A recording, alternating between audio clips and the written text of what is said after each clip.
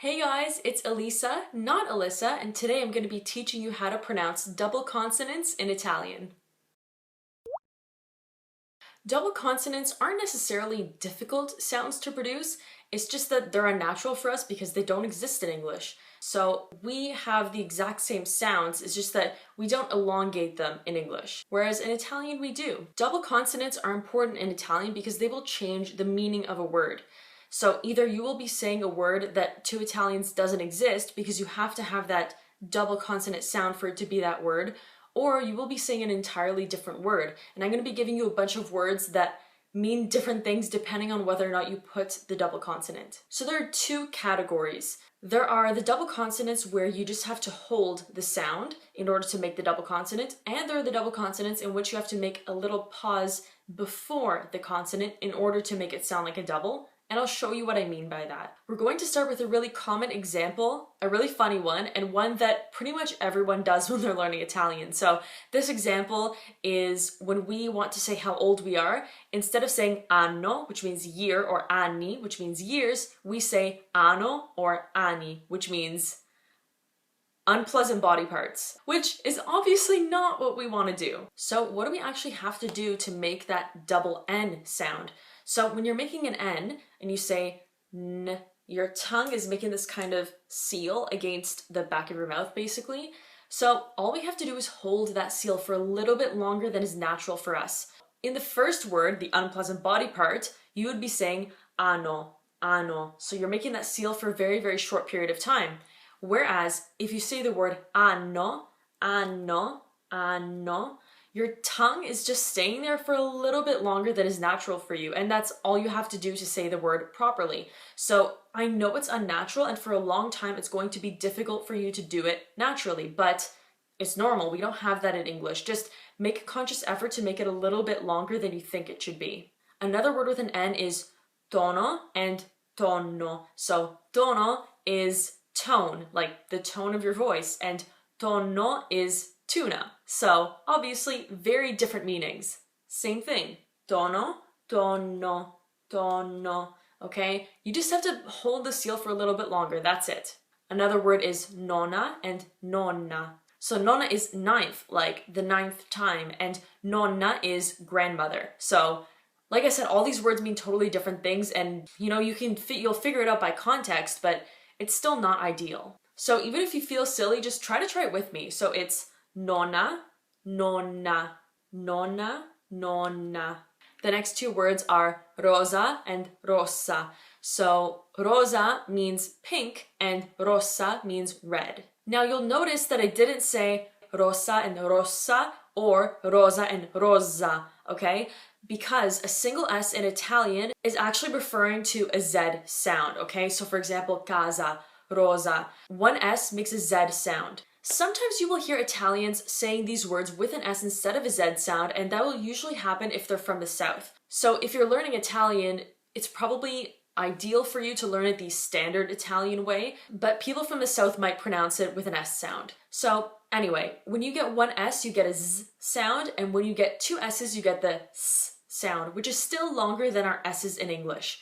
So rosa with one S and rossa with two S's, rossa. So this one's really easy. I find the S a really easy sound to elongate. So if you look at my name, for example, if you take out the S, you're going to get Elisa, but with two S's, you get Elisa, Elisa.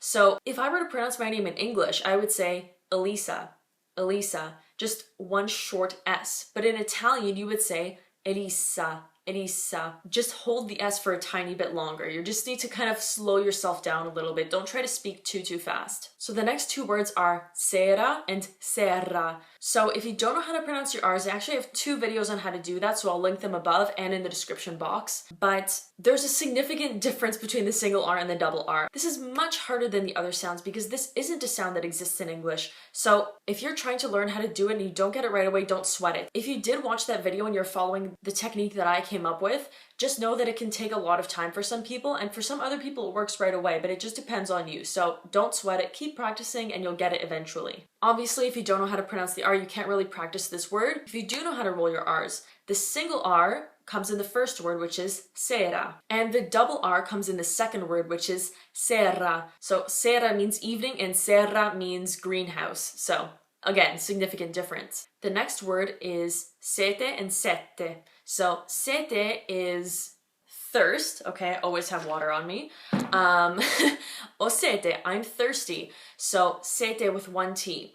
With two T's, you get sette, which is the number 7. This is different from the N and the R because you can't just hold that in place. For example, with the N sound, I can say it for as long as my breath allows, just like and that's it. With the R, you can also hold on to it, but with a T, you can't. If you try to pronounce a T for a long time, it just doesn't really have that T sound anymore. It's just kind of air coming out without getting that same sound. So these are the consonants where you have to make a little pause before you say the second half of the word. Where in the first word we said sete, sete, in the second word we say sette, sette. Do you hear how I'm just cutting off the air before the T's? I'm totally cutting off the airflow and then going back into the T. And making that pause, making no sound in the middle of the word, makes us interpret that as a double consonant. The next two sets of words I also gave as examples in my How to Roll Your R's video. So the words are caro and carro. Caro means dear, as in Dear Emily, not the animal. It also means expensive. And carro means carriage or wagon or something to that effect. Kind of an old word, but still it changes the meaning. The next two words are pala and palla. So pala is shovel and palla is ball. This is another example of a word where we just have to hold that consonant in place to achieve a double consonant. So palla. So you can kind of go on forever doing that. You just have to hold it in place for a bit longer. Next words are tori and torri. Tori means bulls and torri means towers. Speaking of towers, like bell towers ringing while I'm filming, then we have casa and cassa. Casa means house and cassa is like the cash. When you go buy something, you buy something at the cash. Casa, cassa. Casa, cassa. Another example with N's, we have pena and penna. Pena means like pain, suffering. When we want to say it's not worth it, we say non vale la pena. Non vale la pena. It's not worth like the pain. Very dramatic, but yes, it's to say it's not worth it. Whereas penna, I don't have a pen in front of me, but I have a pencil. It means pen, okay? That's penna. Sono, sonno. Sono means I am. Sono una ragazza. I'm a girl. Sonno means sleep, sleepiness, slumber. Okay, that's sonno with two N's. And the next one is note and notte. So note means notes, like musical notes, and notte means night. So those are all the words that have different meanings depending on how you pronounce the consonant. So those are especially important, but we also have some other words that I just wanted to point out, just to give you some practice with some different sounds. So the consonant P is a good example of one that you can't hold. If you try to hold it, air just starts coming out. So it's the initial sound that makes the P, not holding it. You can't really hold it. So because of that, you do have to make a pause before the second half of the word. So you would make a pause just between the O and the first P. So doppia, doppia. You make a little pause and we hear that as a double consonant. Doppia, doppia. The next word is one that we borrow in English, and in English we would say mozzarella. Okay, if you were to say this in Italian, you would say mozzarella. Mozzarella. And notice there are two double consonants in this word, so you have to pause for both of them, and those are pretty difficult. Mozzarella, mozzarella. Luckily, we did also borrow that s sound in mozzarella and pizza, okay, pizza. We got that s sound in English, so luckily we don't need to worry about that because we know how to say that. So you're just making the same sound you know as the ts. So, mozzarella. The only thing is that it's going to be slightly more elongated compared to how it would be in English, where we would say mozzarella. It's mozzarella. So the little pause before the Z's, and the L just needs to be held for a bit longer. An example of a word with double M's is mamma. So, mom, mommy, basically. Mamma. Mamma. So the M is produced by being really lazy, just closing your mouth and making sounds. So, that's the M, that's it. In English, we skip over the M pretty quickly because we don't have doubles. So in Italian, all you're gonna do is keep your mouth closed for slightly longer. So mamma, mamma, that's it. Super simple, just take some practice. The next word is gatto, which means cat. So another T word where you have to make a little pause. Gatto, gatto. And the last word I have is viaggio, viaggio. I mean, I guess you could kind of elongate the G. Like, I don't think my rule is perfect. I just know that it works most of the time, so don't take my word for it. You're going to have to listen for it too, but it's a trick to help you get most of the words properly. Because I mean, you could kind of hold a G sound. I don't know, it's weird. Just, you have to make a pause in this word, so viaggio, viaggio. I hope that kind of gives you a better idea of how to form double consonants, what you have to do to achieve them. So if you're just pronouncing one word on its own, it's honestly not that difficult. The only one that's really difficult is the R's, because double R's and single R's even are really hard to get when you don't know how to go about achieving it. So those are hard, but the rest of them, honestly, you can get them because, like I said, we have all these sounds in English. It's not like the R where we don't have it. We have the sounds. We just need to elongate them a little bit. I don't always perfectly get my double consonants because I was so used to learning Italian and not pronouncing them because I didn't really know how, or I didn't really know when I had to do them or what they sounded like.